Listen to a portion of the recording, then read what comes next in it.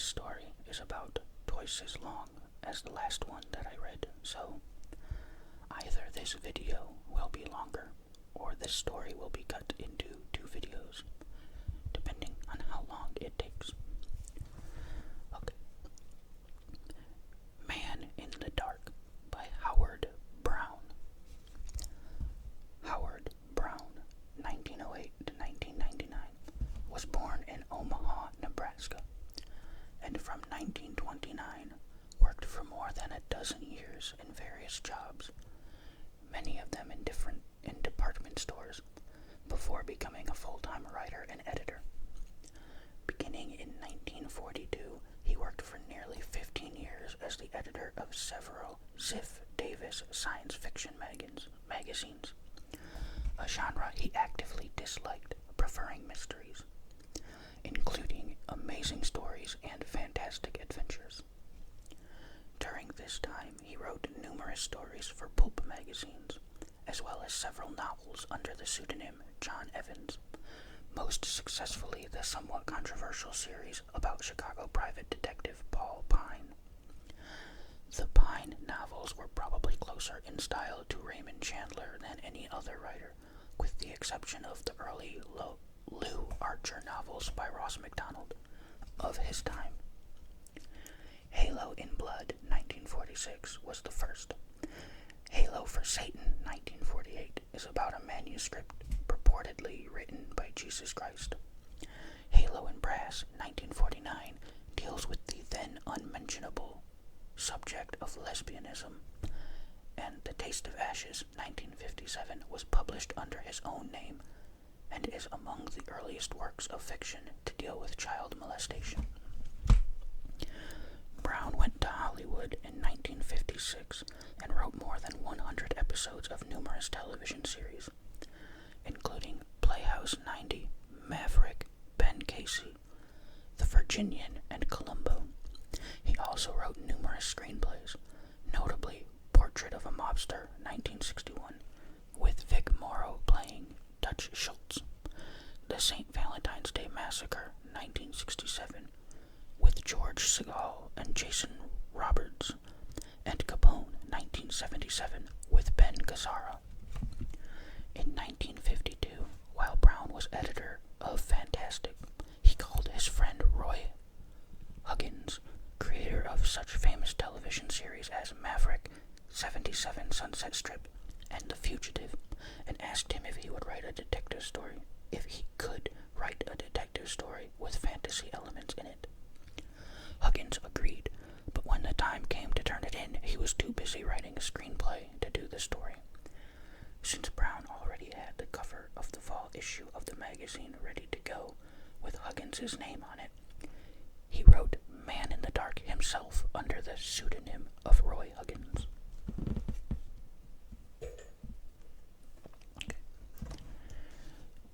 Chapter 1. She called me at 4:10. Hi, Poopsie. I scowled at her picture in the leather frame on my desk. For Christ's sake, Donna, will you lay off that Poopsie stuff? I've had enough in the bedroom. It's bad enough in the bedroom, but this is over the phone and in broad daylight. She laughed. It kind of slipped out. You know I'd never say it where anyone else could hear, would I, Poopsie? What's all that noise? The man's here fixing the vacuum. Hey, we eating home tonight or out? Or are you in another deadline dilemma? No dilemma, might as well. Can't hear you, Clay. I could hardly hear her. I raised my voice. Tell the guy to turn that goddamn thing off. I started to say we might as well eat out and then take in that picture at the Paramount, okay? All right, what time will you get home? Hour and a half. The vacuum cleaner buzz died out just as she said bye now, and the 2 words sounded loud and unnatural. I put back the receiver and took off my hat and sat down behind the desk. We were doing a radio adaptation of Echo of a Scream that coming Saturday, and I was just back from a very unsatisfactory rehearsal. When things don't go right, it's the producer who gets it in the neck, and mine was still sensitive from the previous week. I kept booked a small office in a building at Las Palmas in Yucca, instead of using the room allotted me at NBS. Some producers do that, since you can accomplish a lot more without a secretary breathing down your neck and the actors dropping in for gin rummy or a recital of their love life. The telephone rang. A man's voice, deep and solemn, said, "Is this Hillside 78691? "That's right," I said. "Like to speak to Mr. Clay Kane." "I'm Clay Kane. Who's this?" "The name's Lindstrom, Mr. Kane. Sergeant Lindstrom, out of the sheriff's office, Hollywood substation." "What's on your mind, Sergeant?" "We got a car here, Mr. Kane." The deep, slow voice went on. "Dark blue 51 Chevrolet, two-door, license 2W78-40. Registered to Mrs. Donna Kane, 7722 Fountain Avenue, Los Angeles." I could feel my forehead wrinkling into a scowl. "That's my wife's car. What do you mean, you got it?" "Well, now I'm afraid I got some bad news for you, Mr. Kane." His voice went up from solemn to grave. "Seems your wife's car went off the road up near the Stone Canyon Reservoir. I don't know if you know it or not, but there's some pretty bad hills up." "I know the section," I said. "Who was in the car?" "Just your wife, Mr. Kane."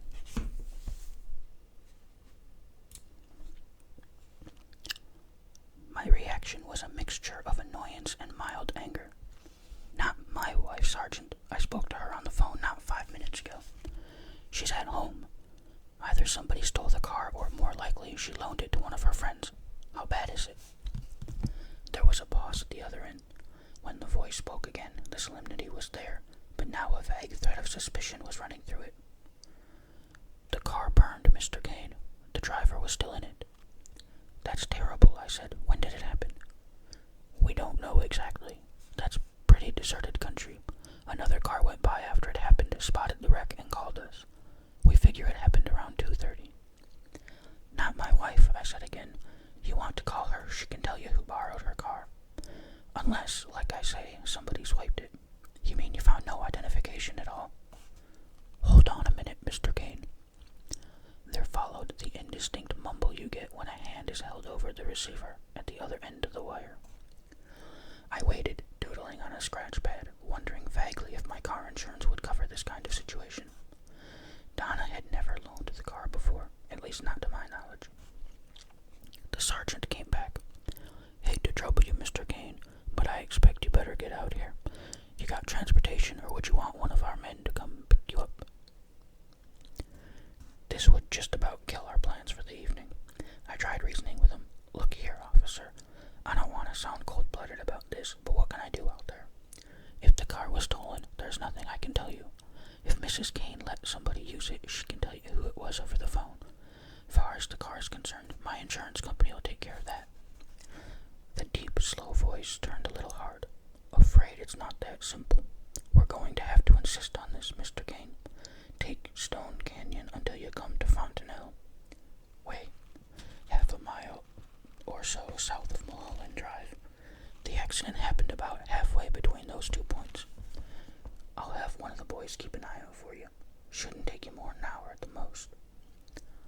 I gave it another try. "You must have found some identification, Sergeant, something that—" He cut in sharply. "Yeah, we found something. Your wife's handbag. Maybe she loaned it along with the car." A dry click meant I was alone on the wire. I hung up slowly and sat there staring at the wall calendar. That handbag bothered me. If Donna had loaned the Chevy to someone, she wouldn't have gone off and left the bag. And if she'd left it on the seat while visiting or shopping, she would have discovered the theft of the car and told me long before this. There was one sure way of bypassing all this guesswork. I picked up the receiver again and dialed the apartment. After the 12th ring, I broke the connection. Southern California in August is as warm as anybody would want, but I was beginning to get chilly along the backbone. She could be at the corner grocery or at the Feldman's across the hall, but I would have liked it a lot better if she had been in the apartment and answered my call. It seemed I had a trip ahead of me. Stone Canyon Road came in between Beverly Glen Boulevard and Sepulveda. north of Sunset. That was out past Beverly Hills, and the whole district was made up of hills and canyons, with widely scattered homes clinging to the slopes. A car could go off almost any one of the twisting roads through there and not be noticed for a lot longer than 2 hours. It was the right place for privacy, if privacy was what you were looking for. The thing to do, I decided, was to stop at the apartment first. It was on the way, so I wouldn't lose much time, and I could take Donna along with me. Getting an explanation direct from her ought to satisfy the cops, and we could still get in a couple of drinks and a fast dinner and make that premiere. I covered the typewriter, put on my hat, locked up, and went down to the parking lot. It was a little past 4:20. Chapter 2. It was a 5-minute trip to the apartment building where Donna and I had been living since our marriage 7 months before. I waited while a fat woman in red slacks and a purple and burnt orange blouse pulled a yellow Buick away from the curb, banging a fender or two in the process, then parked and got out onto the walk. It had started to cool off a little, the way it does in this part of the country along toward late afternoon. A slow breeze rustled the dusty fronds of palm trees lining the parkways along Fountain Avenue. A thin pattern of traffic moved past, and the few pedestrians in sight had the look of belonging there. I crossed to the building entrance and went in. The small foyer was deserted, and the mailbox for 2C, our apartment, was empty. I unlocked the inner door and climbed the carpeted stairs to the second floor and walked slowly down the dimly lighted corridor. Strains of a radio newscast filtered through the closed door of the apartment across from 2C. Ruth Feldman was home. She might have word if I needed it. I hoped I wouldn't need it. There was the faint scent of jasmine on the air. I unlocked the door to my apartment and went in and said loudly, "Hey Donna, it's your ever-lovin'." All that came back was silence. Quite a lot of it. I closed the door and leaned against it and heard my heart thumping away. The white metal Venetian blinds at the living room windows overlooking the street were lowered but not turned, and there was a pattern of sunlight on the maroon carpeting. Our tank-type vacuum cleaner was on the floor in front of the fireplace, its hose tracing a lazy S along the rug like a gray python, the cord plugged into a wall socket. The silence was beginning to rub against my nerves. I went into the bedroom. The blind was closed, and I switched on one of the red-shaded lamps on Donna's dressing table. Nobody there. The double bed was made up with her blue silk robe across the foot and her slippers with the powder blue pom-poms under the trailing edge of the pale yellow spread. My face in the vanity's triple mirrors had that strained look. I turned off the light and walked out of there and on into the bathroom, then the kitchen and breakfast nook.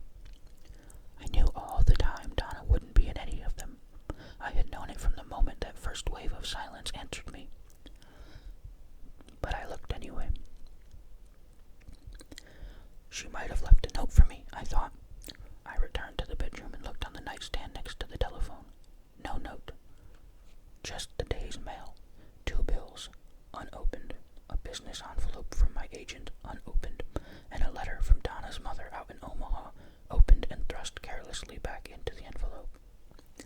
The mails being there added up to one thing at least. Donna had been in the apartment after 3 o'clock that afternoon. What with all this economy wave at the post offices around the country, we were getting 1 delivery a day, and that not before the middle of the afternoon. The phone call, the vacuum sweeper, the mail on the nightstand, they were enough to prove that my wife was around somewhere. Out for a lipstick more than likely, or a carton of Fatimas, or to get a bet down on a horse. I left the apartment and crossed the hall and rang the bell to 2D. The news clicked off in the middle of the day's baseball scores, and after a moment the door opened and Ruth Feldman was standing there. Oh, Clay. She was a black-haired little thing, with not enough color from being indoors too much, realized that, in a prettier face, would have made her something to moon over on long winter evenings. I thought it was too early for Ralph. He won't be home for 2 hours yet. I'm looking for Donna, I said. You seen her?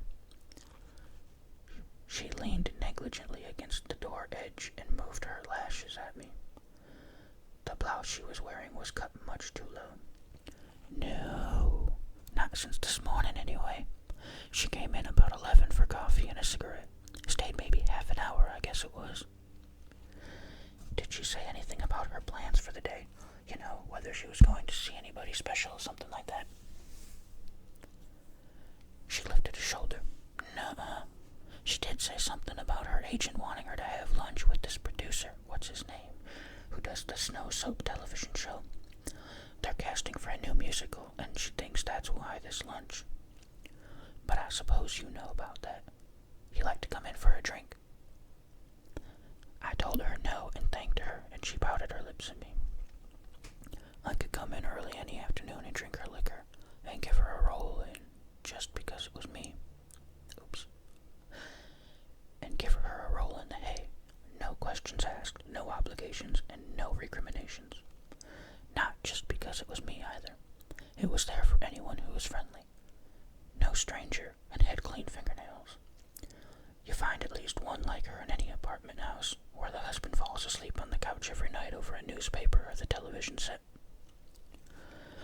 I asked her to keep an eye out for Donna and tell her I had to run out to Stone Canyon on some urgent and unexpected business, and that I'd call in the first chance I got. She gave me a big smile and an up-from-under stare and closed the door very gently. I lit a cigarette and went back to the apartment to leave a note for Donna next to the telephone. Then I took a last look around and walked down one flight to the street, got into the car, and headed for Stone Canyon. Chapter 3. It was 5:15 by the time I got out there. There was an especially nasty curve in the road just to the north of Yestone, and off on the left shoulder where the bend was sharpest, 3 department cars were drawn up in a bunch. A uniformed man was taking a smoke behind the wheel of the lead car. He looked up sharply as I made a U-turn and stopped behind the last car. By the time I had cut off the motor and opened the door, he was standing there scowling at me. Where do you think you're going, Mac? Sergeant Lindstrom telephoned me, I said, getting out onto the sparse, sun-baked growth they call grass in California. He ran the ball of a thumb lightly along one cheek and eyed me strongly, and eyed me stonily from under the stiff brim of his campaign hat. Your name, Kane? That's it. He took the thumb off his face and used it to point. Down there. They're waiting for you. Better take a deep breath, Mac. You don't like what they show you. You won't like what they show you. I didn't say anything. I went past him and on around the department car. The ground fell away in what almost amounted to a 45-degree slope, and 100 yards down the slope was level ground. Down there, a knot of men were standing near the scorched ruins of what had been an automobile. It could have been Donna's Chevy, or it could have been any other light job. From its condition and across the distance, I couldn't tell. It took some time and a good deal of care for me to work my way to the valley floor without breaking my neck. There were patches of scarred earth spaced out in a reasonably straight line all the way down the incline where the car had hit and bounced and hit again, over and over.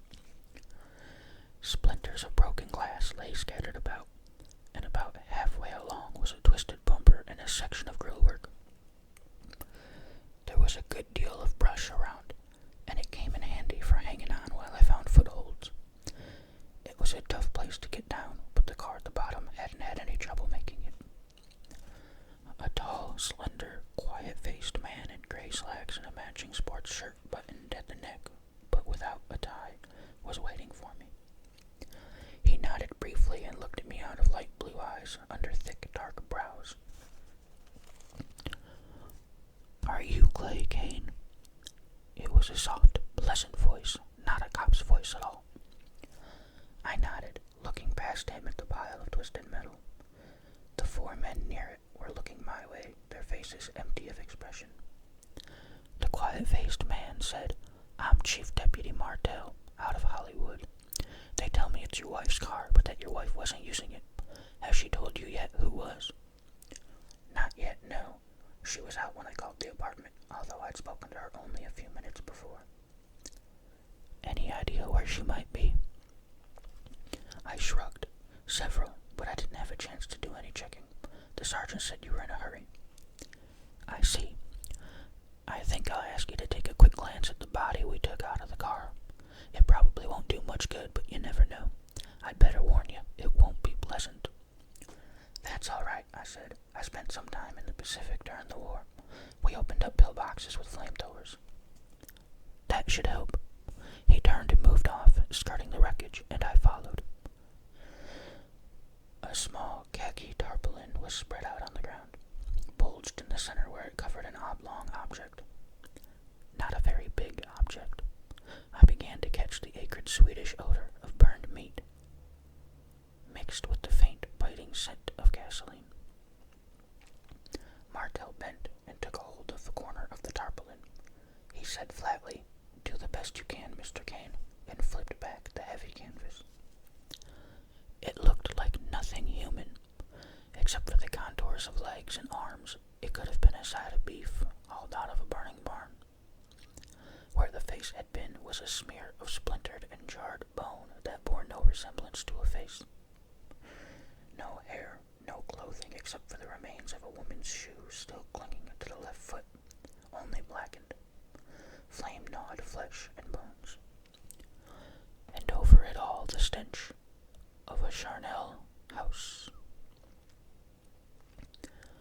I backed away abruptly and clamped down on my teeth, fighting back a wave of nausea. Martell allowed the canvas to fall back into place. "Sorry, Mr. Kane. We can't overlook any chances." "It's all right," I mumbled.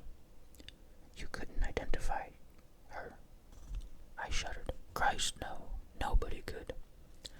"Let's have a look at the car." I circled the wreck twice. It had stopped right side up, the tires flat. The hood ripped to shreds, the engine shoved halfway into the front seat. The steering wheel was snapped off, and the dashboard appeared to have been worked over by us with a sledgehammer. Flames had eaten away the upholstery and blackened the entire interior. It was Donna's car, no doubt about that. The license plate showed the right number, and a couple of rust spots on the right rear fender were as I remembered them. I said as much to Chief Deputy Martell, and he nodded briefly and went over to say something I couldn't hear to the 4 men. He came back to me after a minute or two. "I've got a few questions. Nothing more for you down here. Let's go back upstairs." He was holding something in one hand. It was a woman's bag, blue suede, small, with a gold clasp shaped like a question mark. I recognized it, and my mouth felt a little dry. It was a job getting up the steep slope. The red loam was dry and crumbled under my feet. The sun was still high enough to be hot on my back, and my hands were sticky with ooze from the sagebrush. Martell was waiting for me when I reached the road.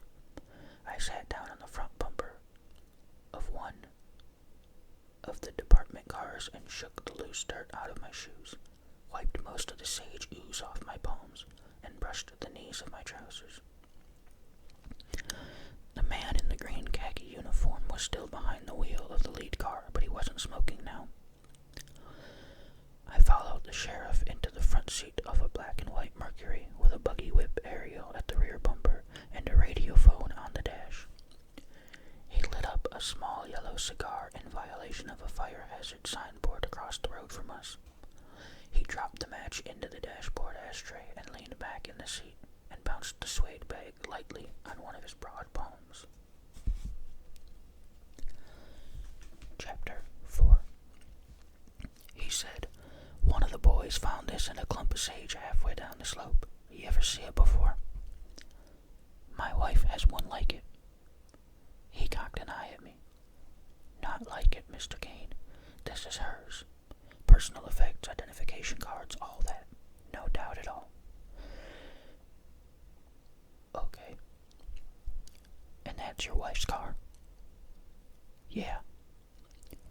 But you say it's not your wife who was in it? No question about it, I said firmly. When did you see her last? Around 9:30 this morning. But you talked to her later, I understand. That's right.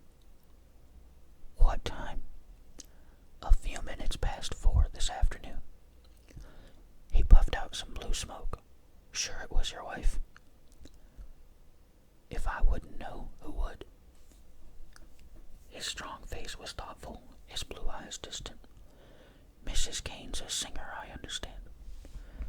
That's right, I told him. Uses her maiden name, Donna Collins.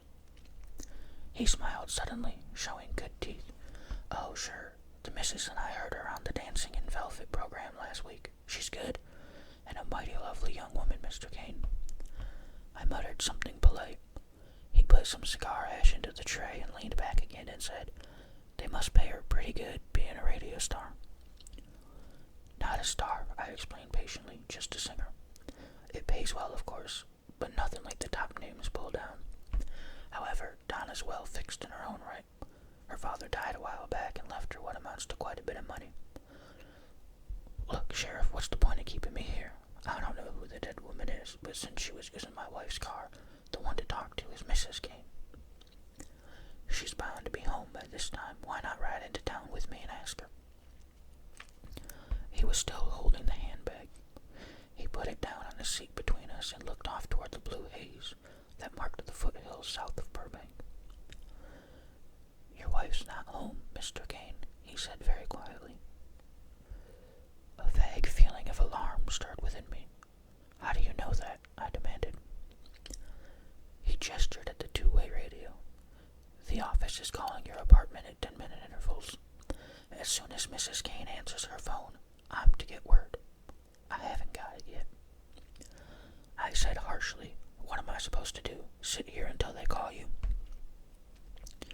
He sighed a little and turned sideways on the seat far enough to cross his legs.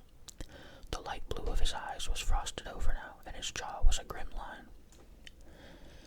I'm going to have to talk to you like a Dutch uncle, Mr. Kane.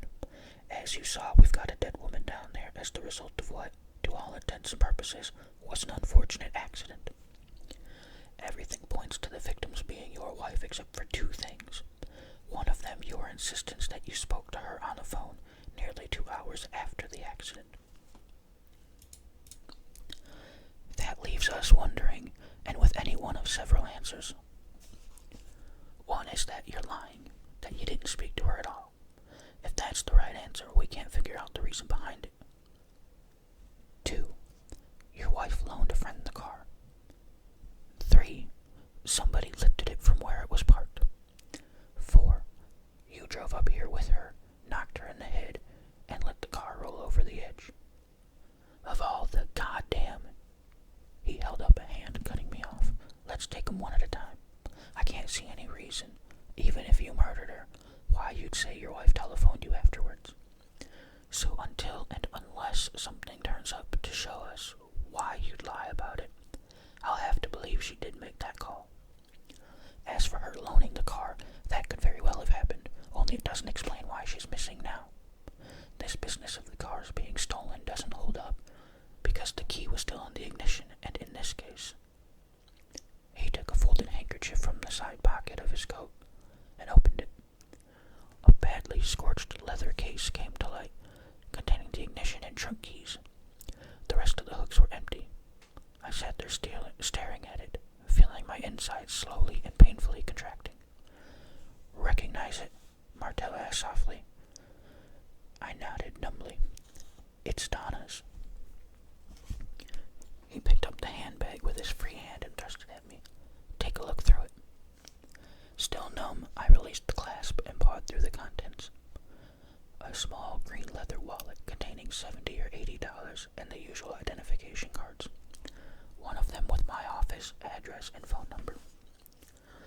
Lipstick, compact, mirror, comb, 2 initialed handkerchiefs, a few hairpins.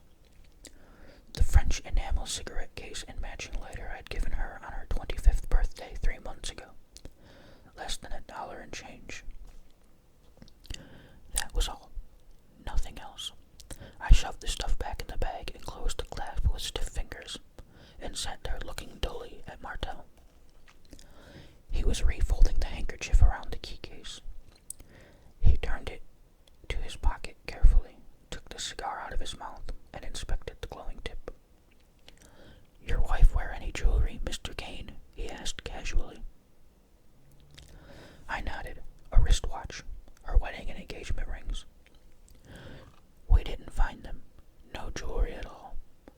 "You wouldn't," I said. "Whoever that is down there, she's not Donna Kane." He sat there and looked out through the windshield and appeared to be thinking. He wore no hat, and there was a strong sprinkling of gray in his hair and a bald spot about the size of a silver dollar at the crown. There was a network of fine wrinkles at the corners of his eyes, as there so often is in men who spend a great deal of time in the sun. He looked calm and confident and competent and not at all heroic. Presently he said, "That phone call. No doubt at all that it was your wife?" "None." "Recognized her voice, eh?" I frowned. "Not so much that. It was more what she said. You know, certain expressions nobody else would use. Pet names, you know." His lips quirked, and I felt my cheeks burn. He said, "Near as you can remember, tell me about that call. If she sounded nervous or upset, the works." I put it all together for him, forgetting nothing. Then I went on about stopping off at the apartment, what I'd found there, and what Ruth Feldman had said. Martell didn't interrupt, only sat there, drawing on his cigar and soaking it all in. After I was finished, he didn't move or say anything for what seemed a long time.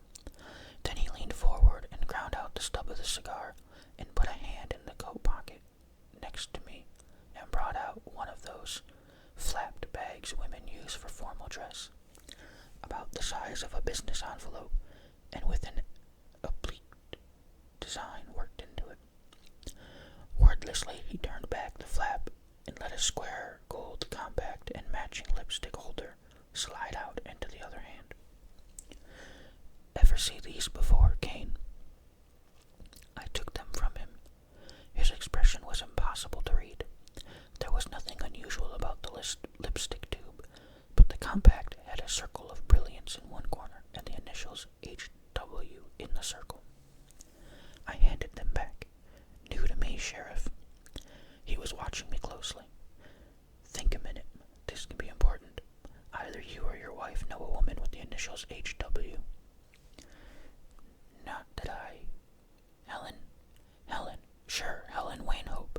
Dave Wainhope's wife." I frowned. "I don't get it, Sheriff."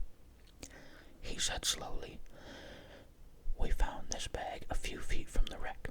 Any idea how it might have gotten there?" "Not that I can think of." "How well do you know these Wainhopes?" "About as well as you get to know anybody. Dave is business manager for some pretty prominent radio people, a producer, couple of directors, 7 or 8 actors that I know of." "You mean he's an agent?" "Not that. These are people who make big money but can't seem to hang on to it. Dave collects their checks, puts them on an allowance, pays their bills, and invests the rest. Any number of men in that line around town." "How long have you known them?" "Dave and Helen, 2-3 years, shortly after I got out here. As a matter of fact, he introduced me to Donna. She's one of his clients." "The 4 of you go out together?" "Now and then, sure." "In your wife's car?" "I see what you're getting at. You figure Helen might have left her bag there." "Not a chance, Sheriff. We always use Dave's Cadillac. Helen has a Pontiac convertible." "When did you see them last?" "Well, I don't know about Donna, but I had lunch with Dave. Let's see, day before yesterday. He has an office in the Taft building." "Where do they live?" "Over on one of those little roads off Beverly Glen, not far from here, come to think about it." With slow care, he pushed the compact and lipstick back in the folder and dropped it into the pocket it had come out of. "Taft building, huh?" he murmured. "Think he's there now?" I looked at my stopwatch. 4 minutes till 6. "I doubt it, Sheriff. He should be home by this time." "You know the exact address?" Well, it's on Angola, overlooking the southern tip of the reservoir, a good-sized redwood ranch house on the hill there. It's the only house within a couple miles. You can't miss it. He leaned past me and swung open the door. Go on home, Kane. Soon as your wife shows up, call the station and leave word for me. I may call you later. What about her car? He smiled without humor. Nobody's going to swipe it. Notify your insurance agent in the morning. But I still want to talk to Mrs. Kane. I slid out and walked back to my car. As I started the motor, the black and white Mercury made a tight turn on screaming tires and headed north. I pulled back onto the road and tipped a hand at the deputy. He glared at me over the cigarette he was lighting. I drove much too fast all the way back to Hollywood. Chapter 5. She wasn't there. I snapped the switch that lit the end table lamps flanking the couch and walked over to the window and stood there for a few minutes, staring down into Fountain Avenue. At 7 o'clock, it was still light outside. A small girl on roller skates scooted by, her sun-bleached hair flying. A tall, thin number in a pale blue sports coat and dark glasses got leisurely out of a green convertible with a wolf tail tied to the radiator emblem and sauntered into the apartment building across the street. A formless fear was beginning to rise within me. I knew now that it had been born at 4:30 when I stopped off on my way to Stone Canyon and found the apartment empty. Seeing the charred body an hour later had strengthened that fear, even though I knew the dead woman couldn't be Donna. Now that I had come home and found the place deserted, the fear was crawling into my throat, closing it to the point where breathing seemed a conscious effort. Where was Donna? I lit a cigarette and began to pace the floor. Let's use a little logic on this, Kane. You used to be a top detective story writer. Let's see you go to work on this the way one of your private eyes would operate. Alright, we've got a missing woman to find. To complicate matters, the missing woman's car was found earlier in the day with a dead woman at the wheel. Impossible to identify her, but we know it's not the one we're after because that one called her husband after the accident. Now, since your wife's obviously alive, Mr. Kane, she's missing for one of two reasons. Either she can't come home or she doesn't want to. Can't would mean she's being held against her will. We've nothing to indicate that. That leaves the possibility of her not wanting to come home. What reason would a woman have for staying away from her husband?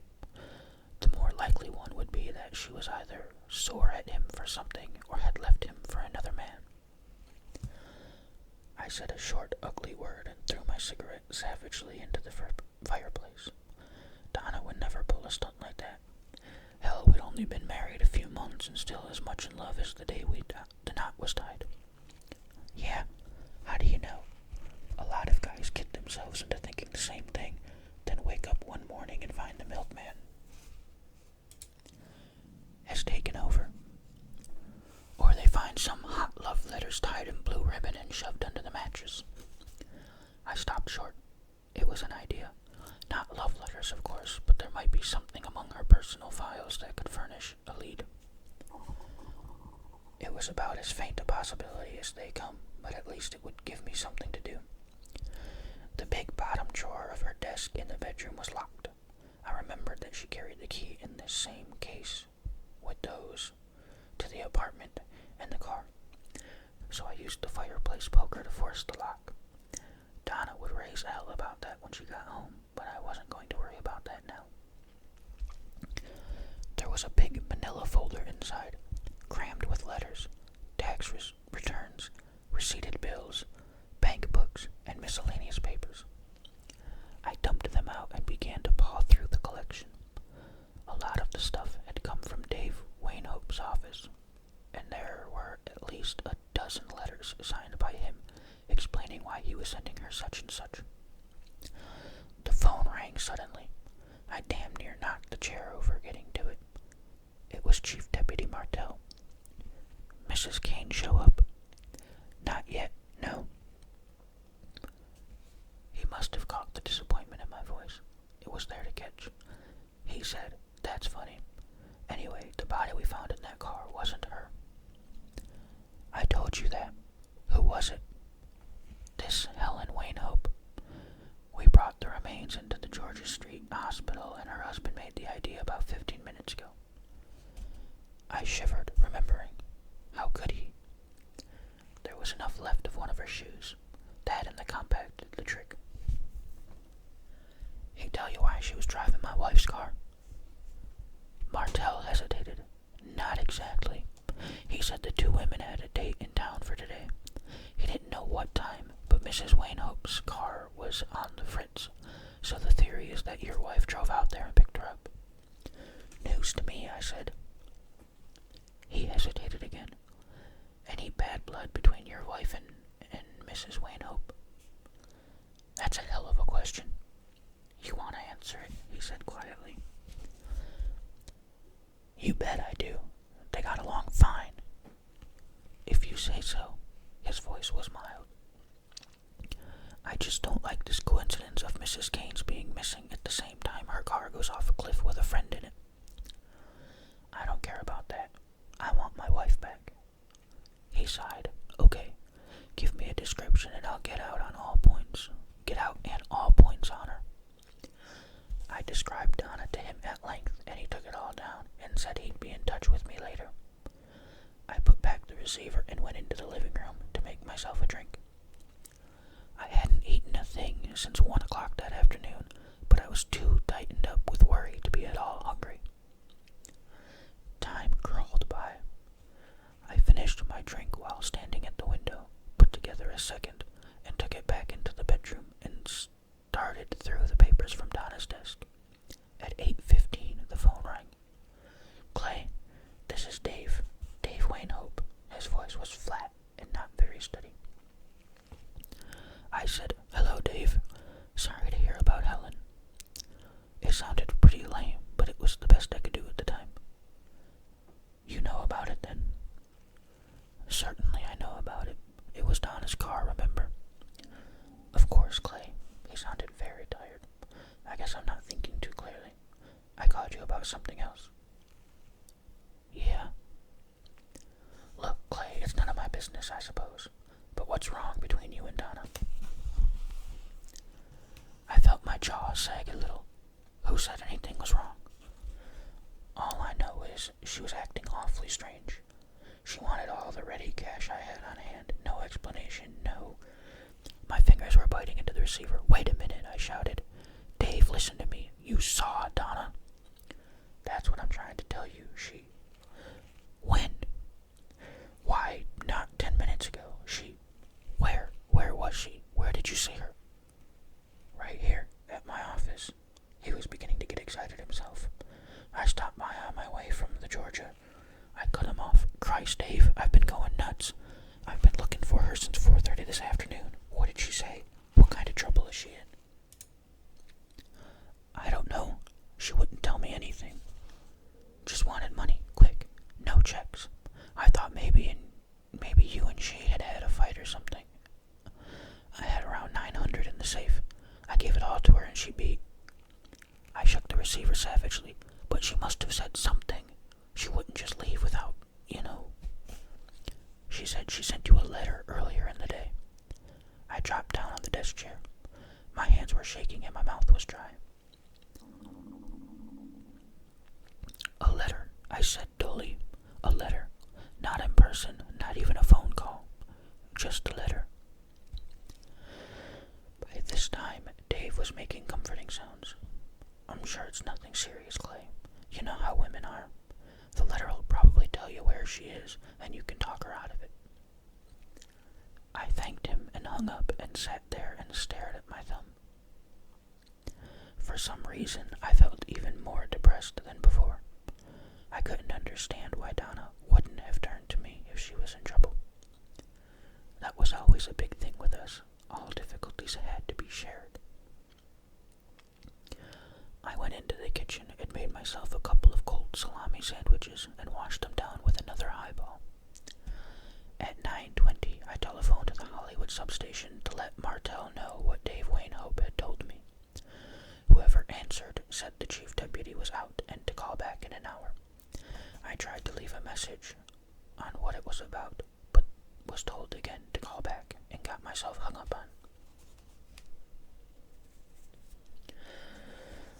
About 10 minutes later, the buzzer from downstairs sounded.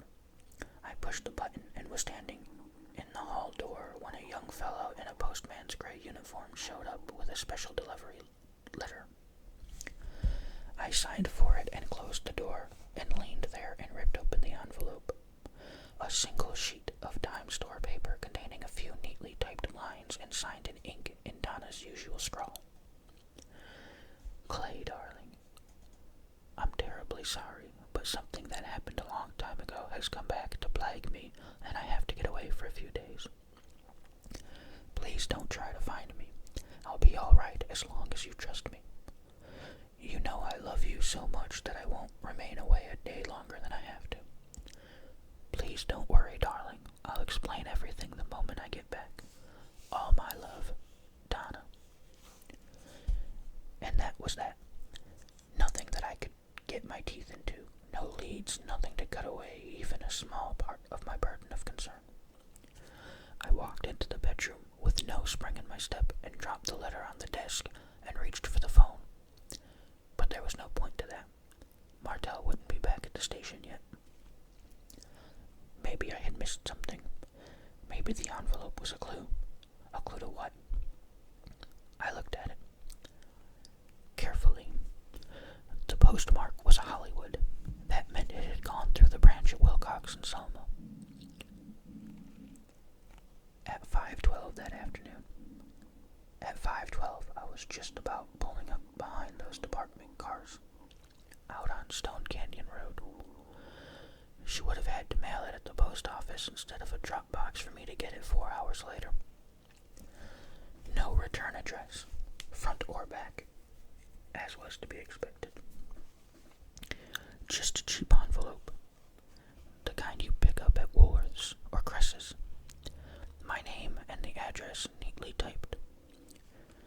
The E key was twisted very slightly to the right, and the T was tilted just far enough to be noticeable if you looked at it long enough. I let the envelope drift out of my fingers and stood there staring down at Donna's letter.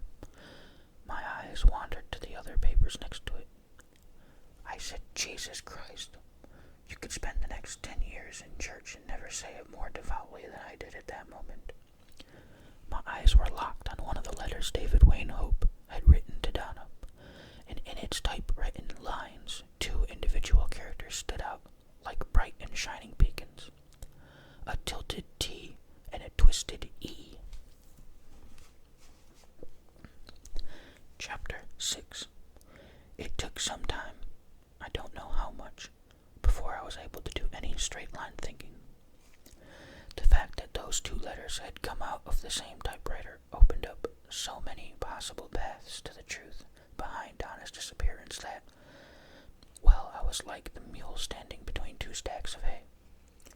Finally, I simply turned away and walked into the living room and poured a good half-inch of bonded bourbon into a glass and drank it down like water after an aspirin.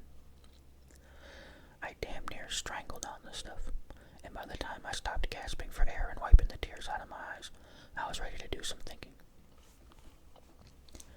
Back at the desk again, I sat down and picked up the 2 sheets of paper. A careful comparison removed the last lingering doubt that they had come out of the same machine. Other points began to fall into place. The fact that the typing in Donna's letter had been done by a professional. You can always tell by the even impression of the letters instead of the dark light erasure strike-over touch you find in an amateur job. And I knew that Donna had never used a typewriter in her life. Alright, what did it mean? On the surface, simply that somebody had typed a letter for Donna and at Dave Wainhope's office. It had to be his office, for he would hardly write business letters at home. And besides, I was pretty sure Dave was strictly a pen and pencil man himself. Now what? Well, since it was typed in Dave's office, but not by Dave or Donna, it would indicate Dave's secretary had done the work. Does that hold up? It's got to hold up, friend. No one else works in that office but Dave and his secretary. Let's kind of dig into that a little. Let's say that Donna dropped in on Dave earlier in the afternoon, upset about something. Let's say that Dave is out, so Donna dictates a note to me and the secretary types it out. Very simple. But is it? No. And here's why. Here are the holes. First, the note is on dime store paper, sent in a dime store envelope. Dave wouldn't have that kind of stationery in his office. Not a big front guy like Dave. Okay, stretch it all the way up. Say that Donna had brought her own paper and had the girls use it. You still can't tell me Dave's secretary wouldn't have told her boss about it when he got back to the office. And if she told him, he would certainly have told me during our phone conversation. But none of those points compares with the biggest flaw of them all. Why would Donna have anyone type the letter for her when a handwritten note would do just as well? Especially on a very private and personal matter, like telling your husband you're in trouble. I got up and walked down the room and lit a cigarette and looked out the window without seeing anything. A small voice in the back of my mind said, "If all this brain work of yours is right, you know what it adds up to, don't you, pal?" I knew. Sure, I knew. It meant that Donna Kane was a threat to somebody. It meant that she was being held somewhere, that she had been forced to sign a note to keep me from reporting her disappearance to the cops until whoever was responsible could make a getaway. It sounded like a bad movie, and I tried hard to make myself believe that's all it was. But the more I dug into it, the more I went over the results of my reasoning, the more evident it became that there was no other explanation. You do only one thing in a case like that. I picked up the phone and called Martel again. He was still out. I took a stab at telling the desk sergeant, or whoever it was at the other end, what was going on. But it sounded so complex and confused, even to me, that he finally stopped me. "Look, neighbor, call back in about 15-20 minutes. Martel's the man you want to talk to." He hung up before I could give him an argument. His advice was good, and I intended to take it. Amateur detectives usually end up with both feet stuck in their esophagus. This was a police job. My part in it was to let them know what I'd found out, then get out of their way. That secretary would know. She was in this up to the hilt. I had seen her a few times. A dark-haired girl, quite pretty, a little on the small side, but built right. Big blue eyes. I remembered that. Quiet. A little shy, if I remembered right. What was her name? Nora. Nora something. Campbell. Kenton. No. Kemper. That was it. Nora Kemper. I found her listed in the Central District phone book. In the 300 block on North Hobart. A few doors below Beverly Boulevard. I knew the section. Mostly apartment houses along there. Nothing fancy, but a long way from being a slum. The right neighborhood for private secretaries. As I remembered, she had been married, but was now divorced. I looked at my watch. Less than 5 minutes since I'd called the sheriff's office. I thought of Donna tied and gagged and stuck away in, say, the trunk of some car. It was more than I could take. I was on my way out the door when I thought of something else. I went back into the bedroom and dug under a pile of sports shirts in the bottom dresser drawer and took out the gun I'd picked up in San Francisco the year before. It was a Smith & Wesson .38, the model they called the Terrier. I made sure it was loaded, shoved it under the waistband of my slacks in the approved pulp magazine style, and left the apartment. Okay, this story's getting a bit long, so I think I'm going to go ahead and pause there, and I'll finish the story next week. I am liking it so far. I'm wondering how it's going to end up, but I